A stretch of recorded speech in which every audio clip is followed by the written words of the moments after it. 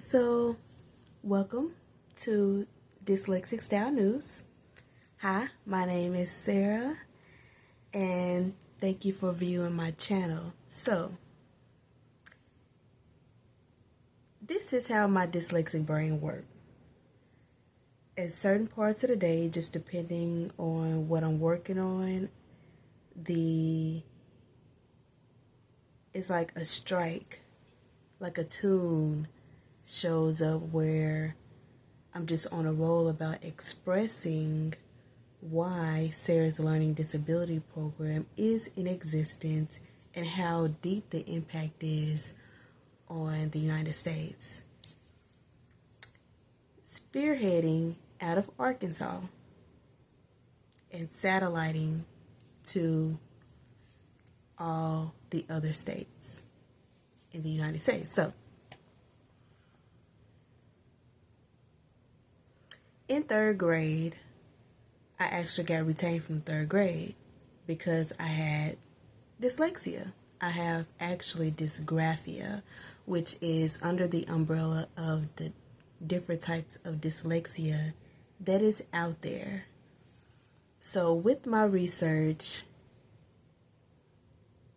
one thing about dyslexia that third grade teachers do not, maybe it may slip their mind or they don't even consider.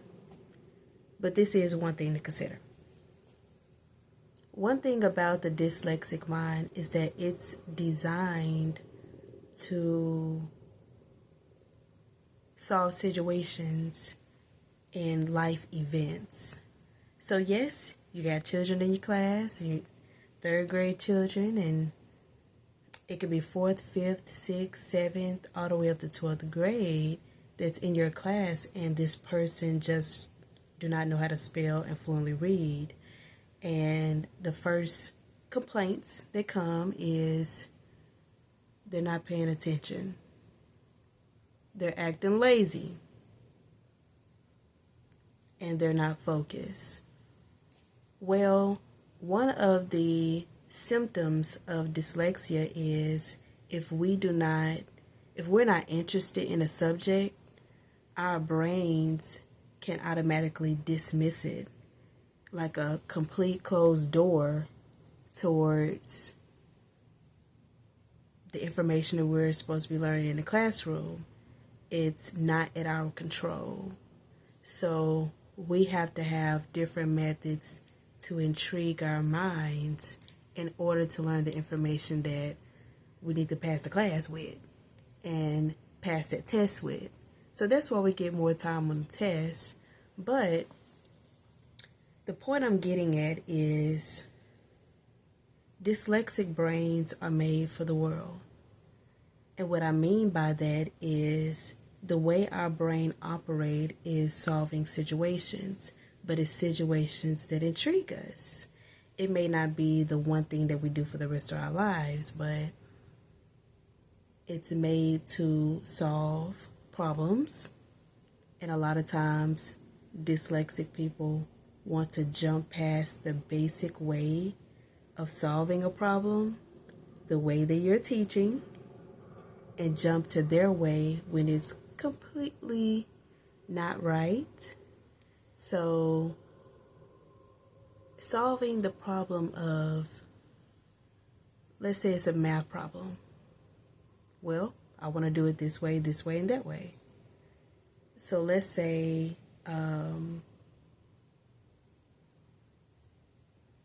you gave a math problem on a board, class full of people, and the student write the problem down, but they only have they write the problem down and put the answer in it, and when you go over to their desk and they're looking confused, you say, how did you get that answer? There is no answer. Sometimes with a dyslexic brain, it's like connecting the dots. And I'll definitely show that in the community section of my channel of how the brain works. It works slow in some areas and fast in others. But dyslexic brains aren't predictable. We all have something that's a little bit different, or our interest is a little bit different than the next person, so you can't scientifically pinpoint. Let's say a doctor can't pinpoint these are the areas they're strong in, these are the areas they're not, because we're dealing with genetics. So yeah, hold on just a moment. So what I'm saying is, parents train up their child. So I'm going from my conversation from talking to teachers to parents. Teachers to parents. Parents train up their children for the workforce. Well, dyslexic minds are already programmed for the workforce. We are problem solvers. So in school, according to the resources that we are given, we'll tinker around with that and find our strengths and struggles. But all they do is set us up for the workforce. For instance, for me, I have dysgraphia, and with having dysgraphia, I'm good with programming. So I like puzzles, literal jigsaw puzzles, even word search puzzles, but I like the jigsaw way more. And some definitions say that dyslexic people don't have organization skills and they're not good with puzzle problem solving, but that's my strongest strength, to the point where it raises my IQ level. Genius Gene, I told you. But yeah, problem solving is my thing when it comes to puzzles. So, kind of losing my train of thought. Programming in the workforce for me is my biggest strength. But because I didn't go to college, I did go to college, actually 3, but because I didn't go to college for programming, then for me to go into entry-level programming without a degree is a slim chance, probably 0 chance. But that is really my thing. But yeah, all it reminds me of is NASA, which is a space program for the United States government, generated by them, and we're geniuses. Dyslexic people are geniuses and a part of crafting our future right here in the United States. That's what I believe. But yeah, I just love to prove people wrong when it comes to dyslexia and certain statistics that's out there that's not true. You can't predict dyslexia. But going back to the 3rd grade, our minds are already programmed for the workforce. It's really up to the teachers and the parents to catch up. But with a 3rd grader, still a child, so they go through the process of life, and the quicker they can find their strengths and struggles, the better, because it sets them right on track where they can be the next Elon Musk. He was given the information. He read books a lot. He would go home from school in South Africa and read until he passed out the next morning. He still had to go to school. Now, every child isn't like that, but through reading, he was able to tap into what he liked and disliked. And Elon Musk has autism, which is Asperger's, like the section of autism he have. That's why I brought him up, because autism and dyslexia have some similarities, but they aren't the same.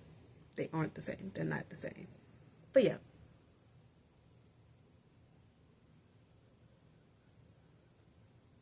if you're a genius.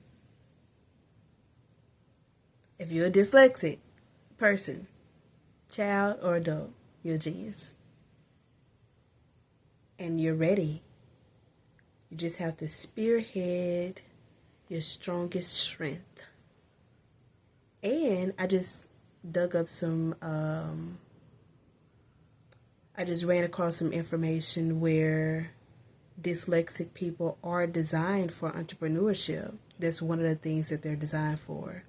And I got that from ChatGPT, which basically bring all the information that's on the internet to one place and spit it out. Basically surfing the web at a faster rate. Also created by Elon Musk. So stay tuned. If you like this video, definitely subscribe, share, and like.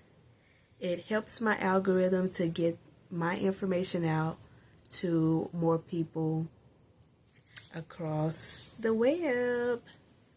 Yeah, and I do have a website called Sarah's Learning Disability Program. You can go to that website at www.saraslearning.com. See you next time.